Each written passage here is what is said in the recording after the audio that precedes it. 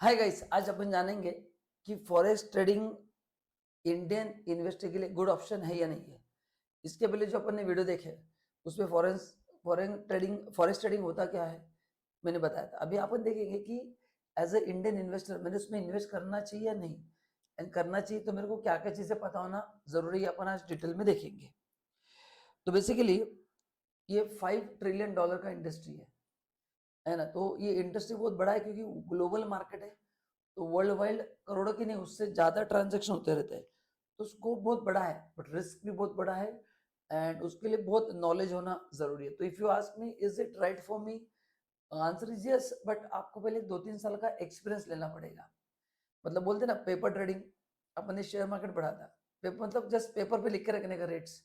तो एक 2-3 साल उसका मेरे हिसाब से रिसर्च करना चाहिए अपने, उसके बाद एंटर करना चाहिए। या फिर आपके ऐसा ब्रोकर होना चाहिए जो खाली फॉरेन करेंसी में डील करता हो। So there are many foreign brokers which deals only in foreign currency.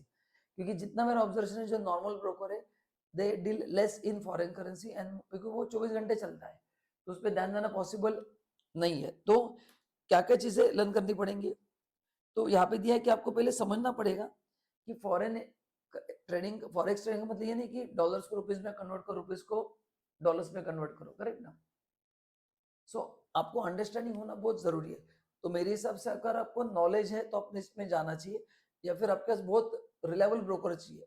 क्योंकि क्या होता है, शेयर्स के लिए आपके पास 10 ब्रोकर मिल जाएंगे, एक नहीं बताया तो आप 10 जगह पे चेक कर सकते हैं। फॉरेक्स का ज्ञान काफी कम लोग होता है। सो जो भी वो सजेशन देगा वो कितना सही है गलत है उसका चेक करने का कोई सोल्यूशन नहीं है।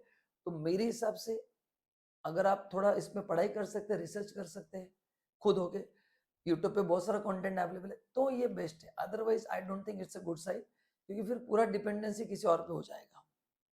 अच्छा, मीनवाइल आगे बढ़ने से पहले अगर आप फ्री में डीमैट अकाउंट खोलना चाहते हैं, नीचे मैंने लिंक दिया है, उसको क्लिक करके इमीडिएटली अकाउंट खोल दो, एंड आपका forex trading with knowledge with research जो वहाँ पे दिया है आप स्टार्ट कर सकते हैं। Then next, navigating the regulatory landscape. मतलब जैसे आरबीआई है, फेमा है, सेबी है। तो security exchange board of India, RBI and FEMA, foreign exchange management act. तो ये तीनों लॉ वहाँ पे अप्लाई होते हैं। तो आपको इसका भी डिटेल नॉलेज होना चाहिए, बट इतना तो पता होना चाहिए कि बेसिक नॉर्म्स क्या है एज ए ट्रेडर, क्योंकि यहाँ पे कहीं पे भी वायलेशन हो गया तो हेवी पेनल्टीज है, तो अब उसमें फंस ना जाओ, करेक्ट ना।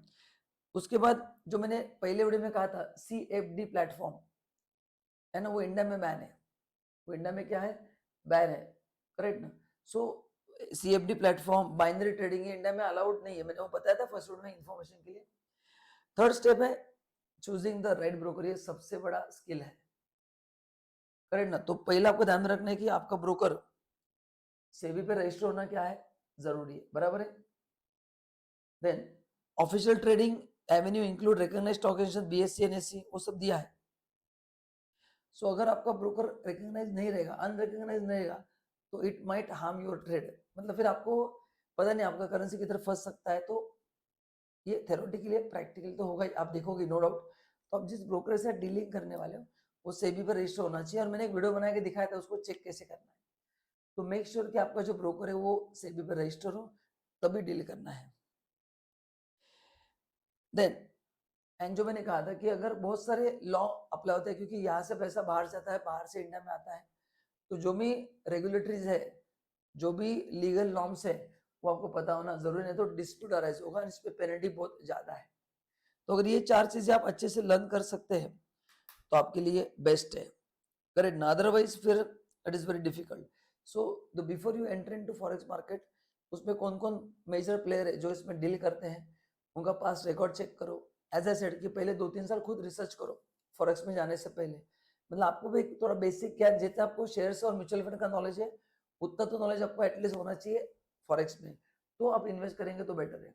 अदरवाइज मुश्किल है। प्लस इंडिया में सभी करेंसी डील नहीं होती है ना, USD, GPIW, then Great Britain pound, euro, तो ऐसे कुछ स्पेसिफिक करेंसी डील होती है। तो वो भी आपको चेक करना है कि इंडिया में कौन से करेंसी ट्रेड होते हैं।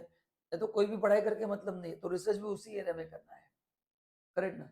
एंड आपका एक्सचेंज क्या होना चाहिए, रिकॉग्नाइज होना चाहिए। तो अगर नॉन रिकॉग्नाइज एक्सचेंज रहेगा वहां पे कोई फॉरेन में, तो भी आप प्रॉब्लम में आ सकते हैं। तो इंडिया हो या इंडिया के बाहर, वो एक्सचेंज रिकॉग्नाइज होने चाहिए। जैसे बिटकॉइन काफी सारे एक्सचेंज पे सोल्ड होता है, बट वो एक्सचेंज कितने वैलिड है कितने इनवैलिड है उसका क्लैरिटी नहीं है। बट यहाँ पे आपको लेना पड़ेगा कि आप जहाँ पे बाहर के साथ जो ट्रेड कर रहे हैं, जो भी एक्सचेंज इन्वॉल्व है वो लीगलाइज है या नहीं, ये चेक करो। नहीं तो उन्होंने कुछ गड़बड़ किया तो आप भी फंसोगे, क्योंकि आपने उनके थ्रू ट्रांजेक्शन किया है। तो बेसिकली जो भी इंटरनेशनल पॉलिसीज है, रिलेवेंट एक्ट हो या स्टॉक एक्सचेंज की पॉलिसी हो, वो जब तक क्लैरिटी नहीं रहेगी तब तक आपको इन्वेस्ट नहीं करना है। तो गाइस वीडियो अच्छा लगा तो लाइक जरूर करना एंड हमारे चैनल को फॉलो करना। Thank you so much, bye bye.